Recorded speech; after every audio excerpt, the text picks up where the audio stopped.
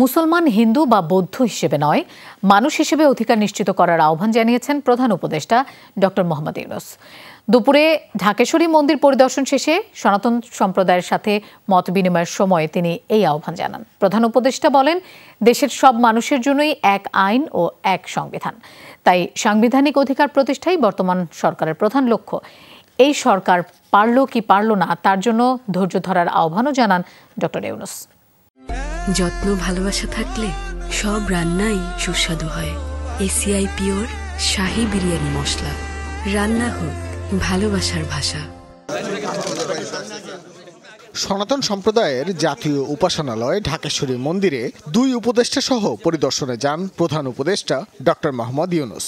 তাকে স্বাগত জানান সনাতন সম্প্রদায়ের নেতারা। মন্দিরের প্রধান গেট থেকে নেমে হেঁটেই হিন্দু সম্প্রদায়ের নেতাদের সাথে নিয়ে মন্দির ঘুরে দেখেন সরকার প্রধান। শুভেচ্ছা বিনিময় করেন মন্দিরের সেবায়েতদের সাথে। পরে মতবিনিময়ে বসেন প্রধান উপদেষ্টা ডক্টর মোহাম্মদ ইউনূস। হিন্দু সম্প্রদায়ের নেতারা তুলে ধরেন তাদের বক্তব্য। যেই দিন এয়ারপোর্টে আসলেন সেদিনে আমাদের কথা বলেছেন, আমরা আশ্বস্ত হয়েছি, সাহস পেয়েছি। আর শপথ নেওয়ার স্বল্পতম সময়ের মধ্যে আপনি আজকে আমাদের কথা ফিল করে এখানে উপস্থিত হয়েছেন, আমরা সাহস পেয়েছি, আস্থা পেয়েছি। পরে প্রধান উপদেষ্টা বলেন, ন্যায় বিচার প্রতিষ্ঠাই সরকারের প্রধান লক্ষ্য।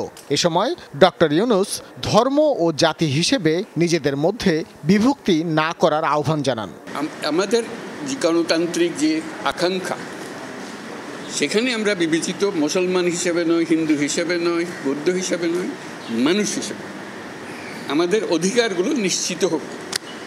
সমস্ত সমস্যার গোড়া হলো আমরা যত প্রাতিষ্ঠানিক আয়োজন এগুলো করেছি সব কিছু পচে গেছে। এই কারণে এই গোলমালগুলো হতেছে। কাজে আমরা প্রাতিষ্ঠানিক আয়োজনগুলোকে ঠিক করতে হবে। যে ন্যায় বিচার হলে কে বিচার পাবেন আমাদের বলেন। সবাইকে ধৈর্য ধরে সরকারকে সহায়তা করার আহ্বান জানান ডক্টর ইউনূস।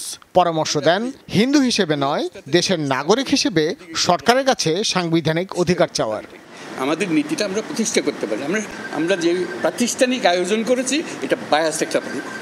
আপনি যত কিছু বলেন, ওই একটা খুব করতে আরম্ভ করবেন, তারা মজা পেয়ে যাবেন। ওই মজার খেলাতে আমাদেরকে নিয়ে যাবেন। আমরা এসেছি যে এক মানুষ, এক অধিকার, এর মধ্যে কোনো পার্থক্য করা যাবে না। আমাদেরকে একটু সাহায্য করেন, আপনারা ধৈর্য ধরেন। করতে পারলাম কি পারলাম না সেটা পরে বিচার করেন। যদি না পারি আমাদেরকে দোষ দিবেন। এটাই হলো বিষয়। অন্তর্বর্তী সরকারের কাছে 53 বছরের সনাতন নির্যাতন ও বৈষম্যের বিচারে কমিশন গঠন করার দাবি জানান সনাতন সম্প্রদায়ের নেতারা। ভাস্কর ভাদুরী, যমুনা নিউজ, ঢাকা।